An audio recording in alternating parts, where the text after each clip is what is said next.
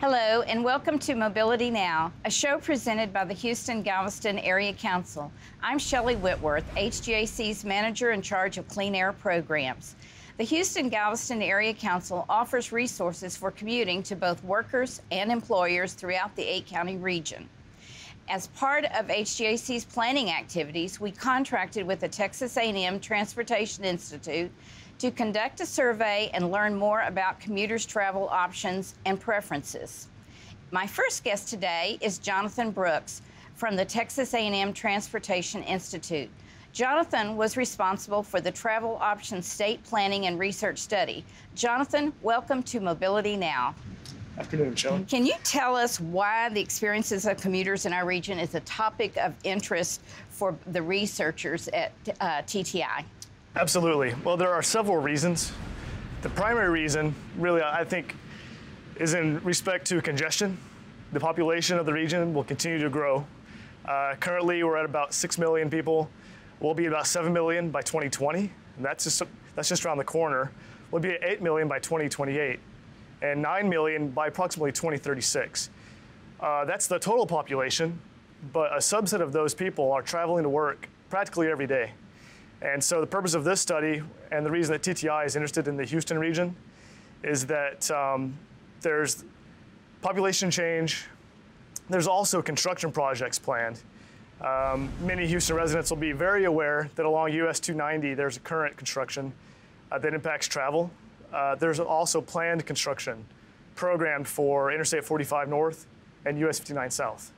So we wanted to understand the impact of those projects and how we might adapt as a region. Throughout my career, I've tried or attempted to do many different surveys, and a lot of times it's very difficult to get folks to respond to surveys, but that was not the case with this one. People, when we asked them what they thought about their commute trip to and from work, they were very eager to tell us what they thought.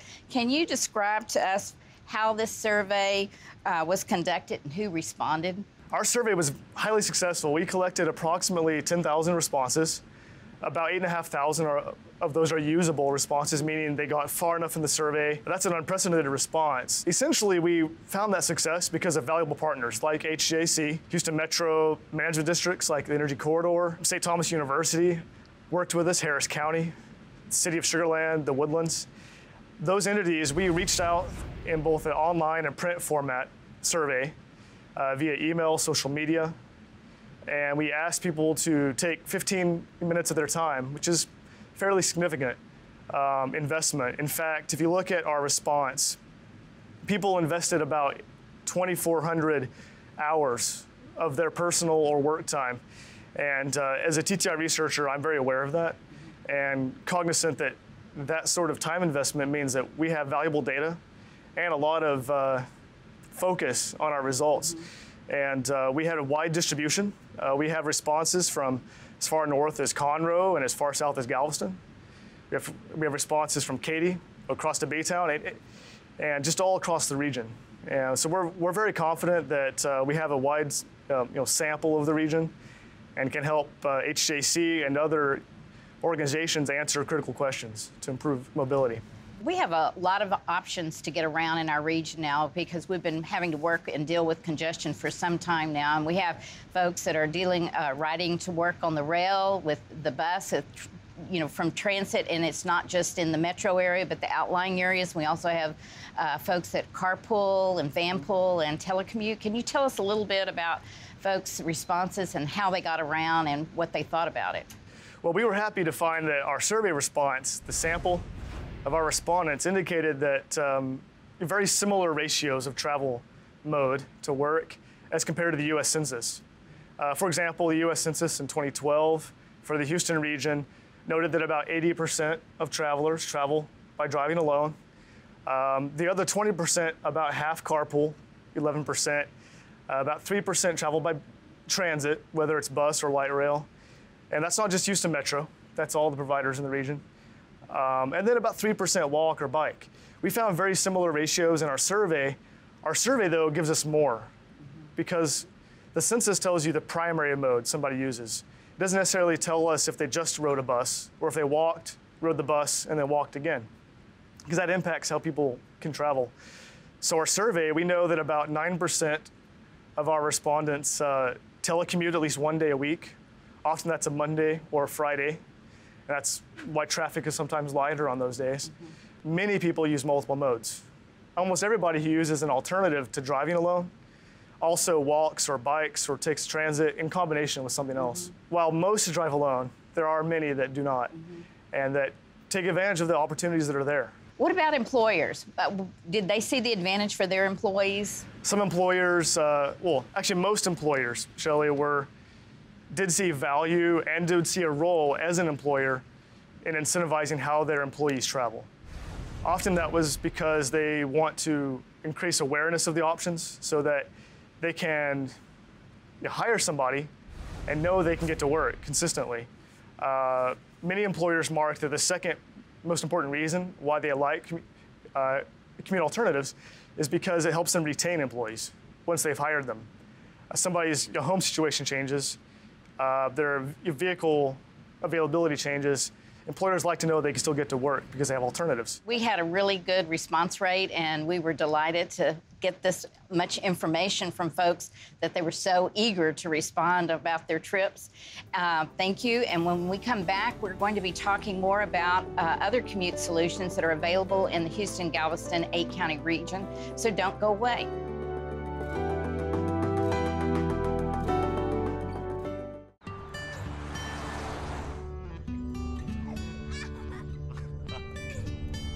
They say that when you're facing extreme danger, your life flashes before you.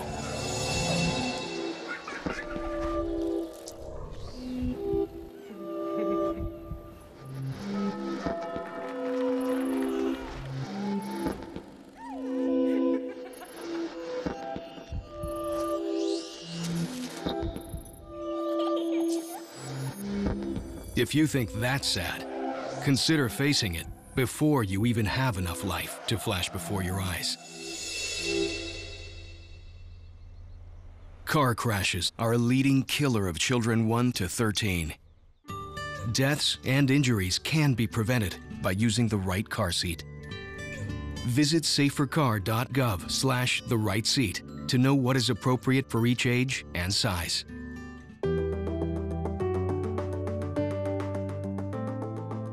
Welcome back to Mobility Now, the Metropolitan Transit Authority of Harris County, also known as Metro, a key partner in many commute solutions programs. My second guest today is Jerome Gray, Vice President and Senior Press Officer at Metro. Jerome, welcome to Mobility Now. Thank you, Shelly. What are some of the major challenges Metro is facing today in our Houston area? You know, I think in many ways the challenges faced by Metro are the challenges faced by everyone in our region as we look at what's happening with population growth. So many people are moving to the area, to the region. They've discovered that, there are jobs here, it's affordable housing here. The climate is generally nice, sometimes sizzling summers and potential hurricanes, but overall, weather. Exactly. But overall, it's a great place to be. And with so many people realizing that, that means our population growth is going up and up and up. So the challenge for us is, as more and more people move into this area, how do we make sure that they can get from point A to point B in the most efficient way possible? That is not detrimental to the environment, that is not detrimental to the infrastructure.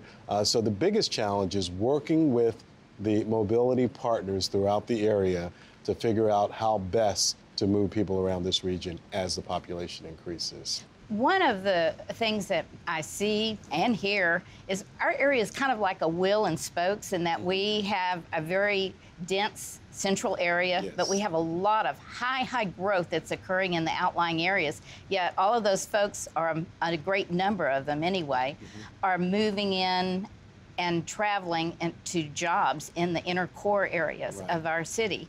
And one of the major challenges that we're trying to, as we become more congested, is how do we deal with that when we're in these outlying areas and then coming into the area? And can you tell us more about some of the things that Metro is doing to kind of address these issues? Sure. I think one of the challenges that we face is, just as you've articulated, what's happening on the outside. What we're seeing right now, our park and ride service, our bus park and ride service, are becoming increasingly popular. Limited resources. There are a number of those buses that are packed because people living in the outlying areas are taking advantage of those services and then traveling into the inner city, or to the downtown area, or to the medical center. That's becoming more and more challenging as we see the need to increase the number of park and ride trips that are occurring there. So we're trying to address that as best we can. We have 28 park and ride locations around the area. We're looking at expanding and adding a few more over the next couple of years. It takes some time to build out, plan out, and add park and ride service, but we're trying to do that. We're also looking at the fact that when they come downtown or to the medical center, how do they get, where they want to go in the central business district area? Metrorail has been such a key player in that arena because through Metrorail, when people are coming on their buses into downtown, they can then take the rail line along Main Street to other places where they may go, be it the medical center or be it originally just to the University of Houston downtown. We've since, of course, expanded. So those are two key ways that we're trying to move people around in the area. I do think what we're discovering at Metro is that when it relates to the park and ride service, the demand is keeping up, or the demand is so great that we're not able to keep up with that demand. Tell me, you mentioned Metrorail. Tell me a little bit about some of your future routes that we are about to see open if they haven't opened already. Okay, let's tell you a little bit about, as you know, Metrorail, the light rail system started here in Houston in 2004. It was originally a 7.5-mile system that went from Fandon South, just past NRG Stadium, through the medical center, through the museum district, into downtown, and then ended at the University of Houston downtown. That line has been so incredibly successful with, we're now the second highest passenger boardings per mile in the country, second to Boston. So that just gives you some idea how popular it is. We reached our 100 million rider projection 4 years ahead of schedule, just to give you some idea of how popular it's become. Since December of 2013, we've extended the red line, the original line, that now extends beyond the University of Houston downtown all the way up to the North Line Transit Center and Houston Community College. That, too, has been a very successful line for us with this extension. This is the first time we've really traveled through neighborhoods, on the northeast side of town. And what we've seen is people in those neighborhoods appreciate having that rail service there. And so it's been very successful.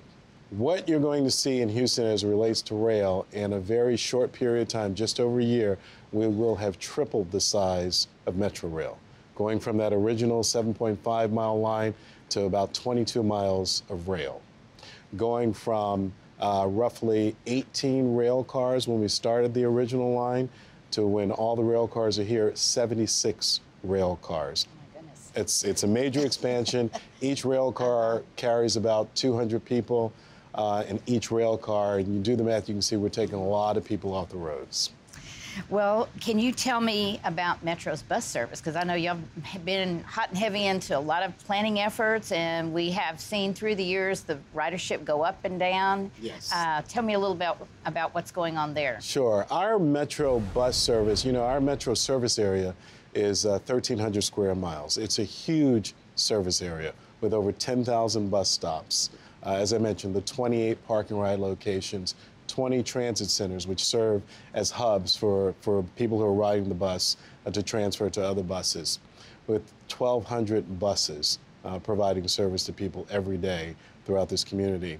Our fixed route bus service annually generates about 68 million passenger trips on the buses, so people are using.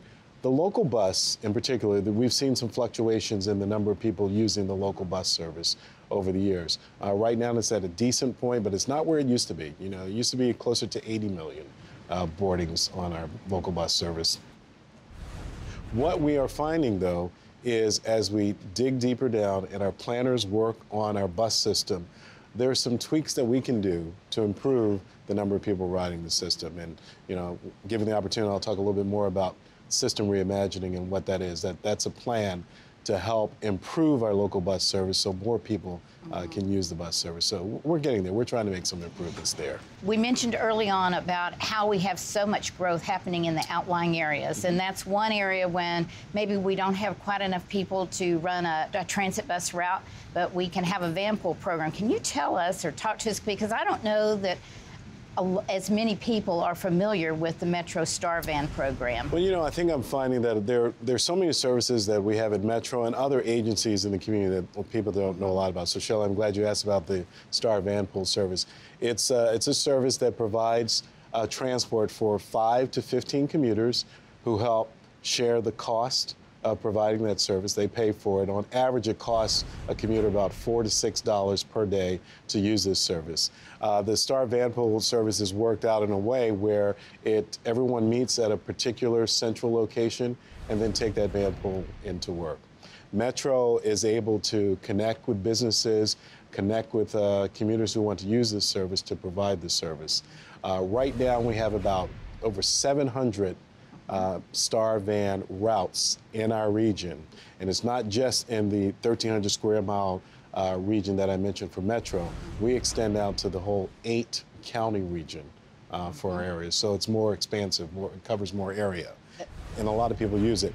Over 7,000 commuters. Over 7,000 commuters. And while that may not be the most vanpools of any program in the country, it is, from what I understand, the most vehicle miles of travel reduced of any program in the country. So we have some long trips happening on those vanpools. When you talk about those miles, we do 2.5 million annual trips a year, mileage-wise, with the Star Vanpool. That's a lot of miles. Which is a lot of miles. It ultimately works out to about 60 million miles that are not driven by cars on our roadways each year. And so when you look at it from that standpoint, while it may not seem like a lot of commuters using it, certainly is a lot of reduction in wear and tear on our infrastructure, on our roadways, when you think about how many fewer cars are on the road because of that service.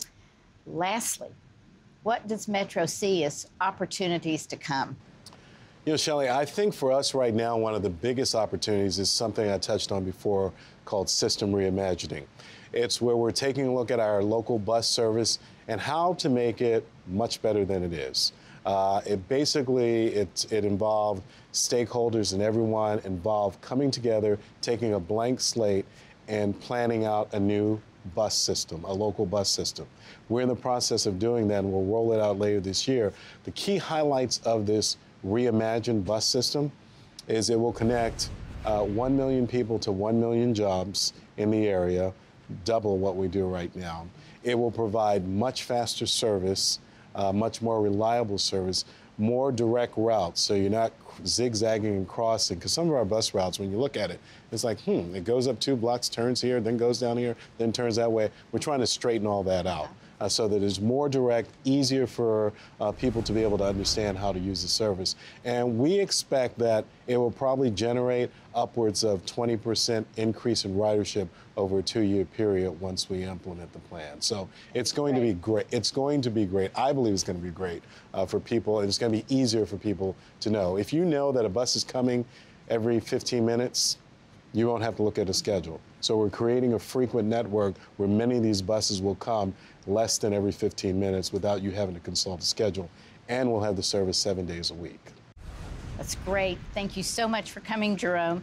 With all of the options that we have, but with our high growth rates that are going to be taking place, we need to take advantage of every option and opportunity that we have to reduce trips on the road. And when we come back, transportation alternatives for commuters in the southern part of the region, stand by.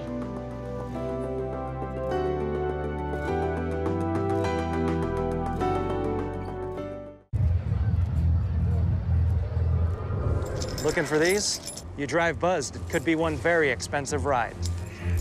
First, you gotta make bail. Then pay me to get your car back. Your insurance premiums will go through the roof. And my legal fees just keep adding up. All told, it could end up costing you $10,000. Buzzed, busted, and broke. Because buzz driving is drunk driving. Tens of thousands of commercial vehicles travel our roads each day, idling, crawling, accelerating, making the air we all breathe a little less breathable. If you manage a professional fleet, the Clean Vehicles program from the Houston-Galveston Area Council has funds available to upgrade you to cleaner technologies. From vehicle replacements and conversions to retrofits, funding options are available to help clean the air and update your fleets. Contact Clean Vehicles today, and we can all breathe a little easier.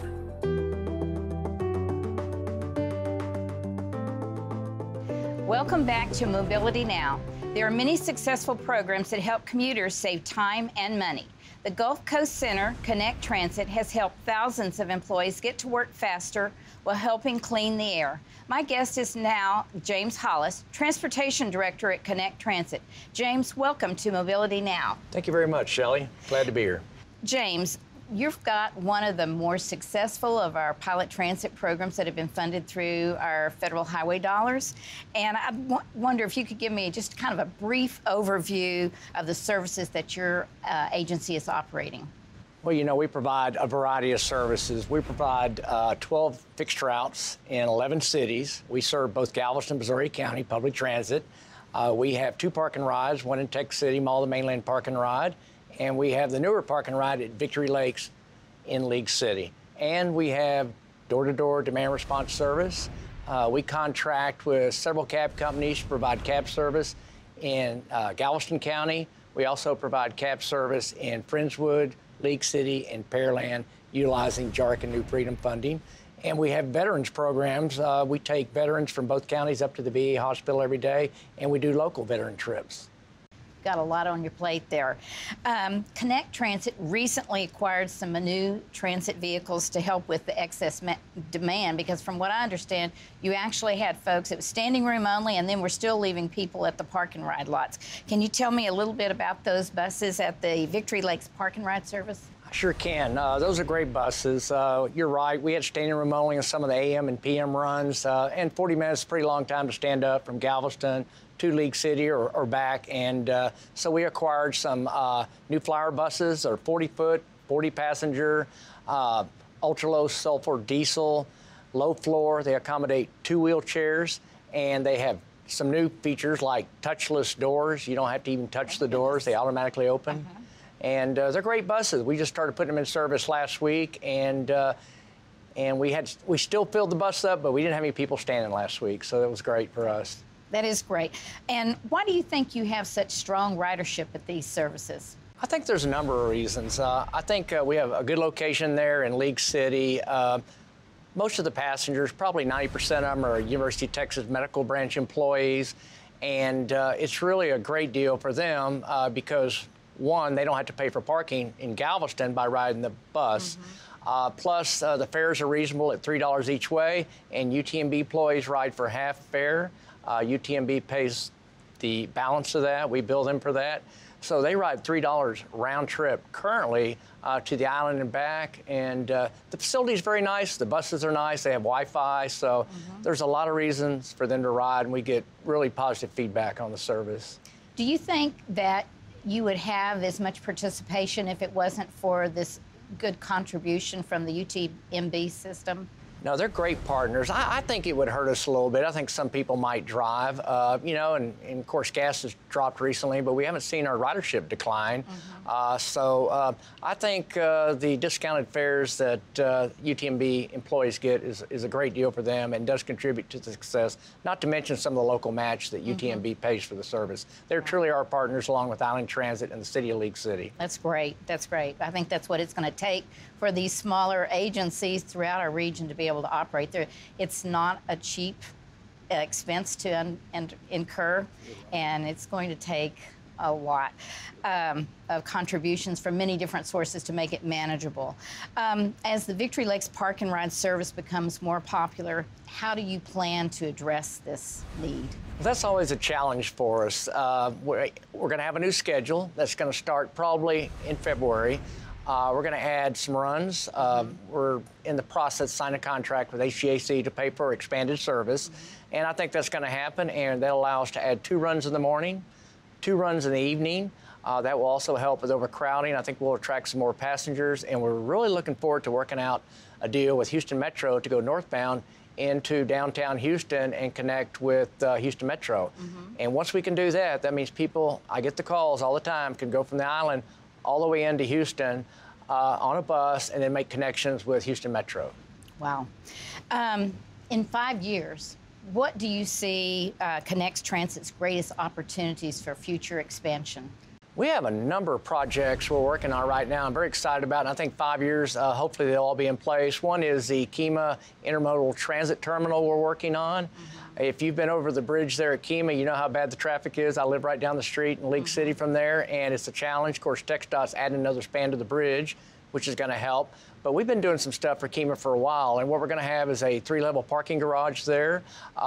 In Kemah, we'll provide rubber wheel trolleys for them, which will really fit into the theme of Kemah. And City Hall will move into the 3rd floor of the facility. They are able to acquire some federal funding by doing that to build a shell. And the other big project we're working on is to move the Texas City park and ride that we call Mall of the Mainland. We're looking to move that over in Texas City off 146, which is an evacuation route, so I think it'd be good for that. Mayor Doyle of Texas City has put up 8 acres, 40-year lease to use as local match, and we're going to build a new park and ride there, and we're also going to build a new administrative facility for Connect, because we're busting at the seams. We've grown so much in recent years that we don't have enough room to park all of our buses. So we're excited about having a park and ride in Texas City, a new one, and a new administration building. That's great. So those are some big projects for us. So you operate in Galveston? You know, we don't. We operate in all of Galveston County and Brazoria, with the exception of Galveston Island. Island Transit gets state and federal funding to do that, but there are partners in the service. We have a number of interlocal agreements with the city of Galveston. Namely, they provide the buses and the drivers for both our park and rides. So we do a lot with them, and we're allowed to take people down to the island and bring them back, like to UTMB, to the clinics. We're not allowed to pick up people on the island and take them back home, as that's Island Transit. They get federal funding and state funding to do that. And what about Brazoria County? We have all of Brazoria County. We have 5 fixed routes in the city of Lake Jackson, Angleton, Freeport, and Commute. We started that service June 1st, 2010. That service continues to grow. We need larger buses. It's been so successful. So we're doing quite a bit in Brazoria County. We'd like to do more in Alvin to Pearland area. We've been working on that. James, thanks so much for coming today. I'd like to thank my guests, Jonathan Brooks from TTI, Jerome Gray from Metro, and James Hollis from Connect Transit for participating in Mobility Now. I'm Shelly Whitworth, H-GAC's Program Manager for the Houston-Galveston Area Council Transportation Department. Thanks for watching Mobility Now.